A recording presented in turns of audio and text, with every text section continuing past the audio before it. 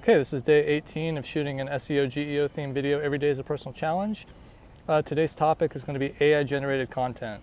So how I arrived at this topic was actually a few years ago. I knew this brand that used AI automation to generate thousands of pages for their website.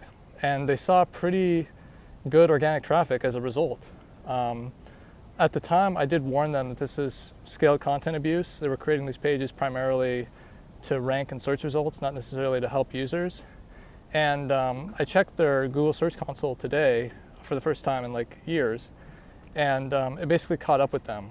Around the, I think it was the June 2025 core update, they saw a precipitous decline in their traffic.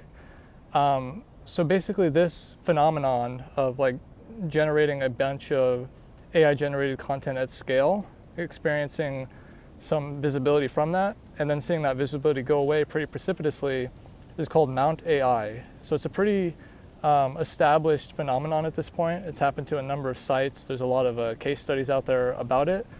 But basically, Google's guidance around AI generated content is that as long as the content is high quality, they don't necessarily care how it's produced. They're looking for content that has EAT signals in it, especially experience and expertise. So it's when content is commodity content or spam are made primarily just to manipulate search rankings that it violates their policies. And in those cases, you could get an algorithmic penalty or even a manual action for scaled content abuse. So the question becomes when to use AI generation for content.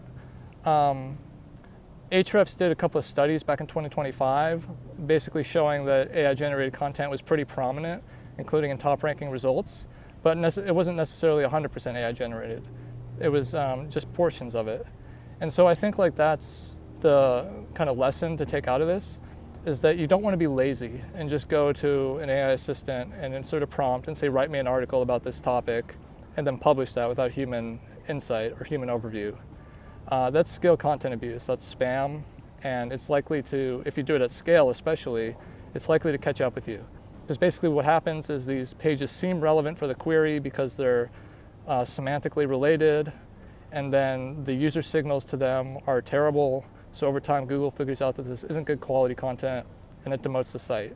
So what I do personally is I use like a RAG pipeline where I put like either proprietary information or other information like from research papers and insert that into the AI and use that to summarize it.